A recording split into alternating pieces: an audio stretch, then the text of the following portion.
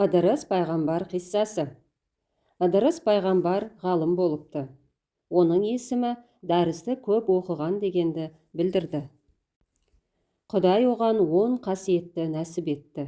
Бірінші пайғамбарлық, екінші ғалымдық, үшінші жазу ғылымын жасады. Төртінші зергерлік, бесінші қару жарақ жасады. Алтыншы соғыс өнерін жетілдірді. Жетінші соғыс тұтқындарын өлтірмеу, қорламау тәртібін ендірді. Содан бастап тұтқынның құлақ, мұрнын кесу, мәйіттерді кескілеу, оларды жерлетпеу қылмыс болып саналды. Сегізінші киім тігуді үйретті. Тоғызыншы кәлима айтып, көпшілікті иман нұрымен баураған. Оныншы пейішті аралап, сонда қалып қойған. Қиямет қайымға дейін ол сол жерде тірі болатын 4 пайғамбардың бірі. Ыдырыс нәби жер мен көктің жаратылысына қарап, одан ғибрат алатын.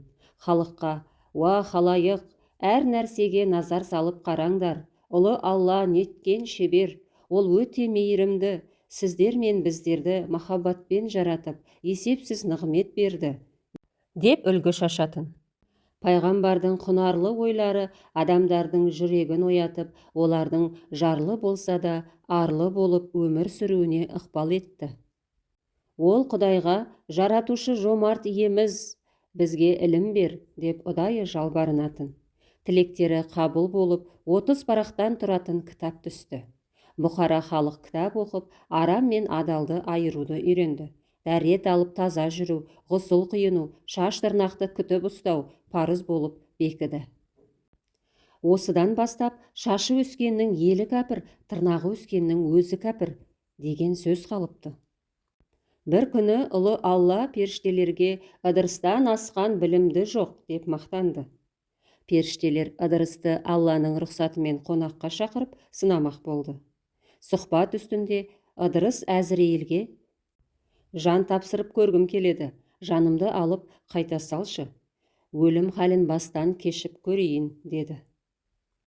Әзірейіл Ыдырыстың жанын табанынан тартып, мұрнынан суырғанда, Ыдырыстың жан даусы шықты. Жанын қайта кіргізгенде, Ыдырыс: «Жан шіркін тәтті екен, қатты қиналдым. Адамның өлімнен не үшін қорқатынын енді түсіндім.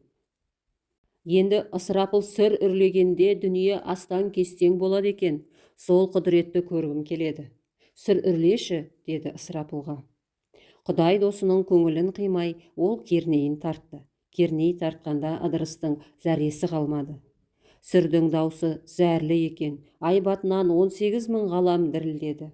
«Зәрем зәр түбіне кетті, енді қыл көпірден өтіп, 7 тозақты көргім келеді», деді. Мәкәйіл оны қыл көпірден алып өтіп, тозақты көрсетеді. Тамұқтағы сұмдықты көріп, жаны шошиды. Тозақ қорқынышты екен, Алла пендесін тозаққа тастаудан сақтасын, енді жұмақты аралап көрейін, деп Жәбірейілге қолқа салды. Ол да Құдай досының көңілін қимай келісіп: «Жарайды, бірақ шартым бар, жаннатқа кірген адам қайтып шыққысы келмейді. Қайта шығам деп уәдеңді бер», деді. Ыдырыс сөз берді. Жәбірейіл оны ертіп, жұмақтың 8 қабатын түгел аралап көрсетті. Ыдырыс сәмбі талдың жанына келгенде бір кебісін әдейі ұмыт қалдырды. Аралап болған соң пейіштен шықты. Пейіштен ұзай бергенде: «Жәннатта бір кебісім қалып қойды, тез барып алып келейін», деп Жәбірейілден рұқсат сұрады. Жәбірейіл: «Жарайды, тек тез кел», деді. Пайғамбар сол кеткеннен мол кетті. Кешкен сайын Жәбірейіл мазасызданып тұрды. Шыдамы таусылып, Ыдырысты іздеп қайта кірді. Қараса, пайғамбар әлгі сәмбі талдың аясында дамылдап жатыр екен.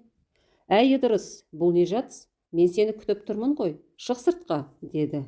Пайғамбар таңданып: «Шыққаны қалай? Жұмаққа бір кірген адам қайта шықпайды деп өзің айттың ғой», деді. «Иә, бірақ сен қайта шығамын деп уәде бергенсің. Мен уәдемде тұрып пейіштен шықтым. Екіншісінде кебісімді алу үшін кірдім. Ол кезде уәде бергенім жоқ. Адам жұмаққа кіру үшін алдымен өліп қайта тірілу керек. Оны білемін. Әлгінде Әзірейіл жанымды алғанда бір өліп тірілгенмін. Адам қайта тірілу үшін қиямет болу керек. Әлгінде ысырапыл сыр үрледі. мен қияметтің даусын естідім ғой, деді. Сөзден жеңіліп бара жатқан Жәбірейіл сасқалақтап, жұмаққа кірер алдын қылкөпірден өту керек, деді. Сонда Ыдырыс: Мәкәйелмен бірге қылкөпірден өтіп, тозақты аралап шыққаным есіңнен шығып кетті ме? Деп сұрады. Періште сөзден жеңілді. Сол кезде Алла: Әй, Жәбірейіл, сөз тапқанға қолқа жоқ. Оны білімді деп айттым ғой сендерге. Ыдырыс айласын асырды. Енді оның жұмақта мәңгі бақи қалуына рұқсат, деді. Ыдырыс содан бері пейіште екен.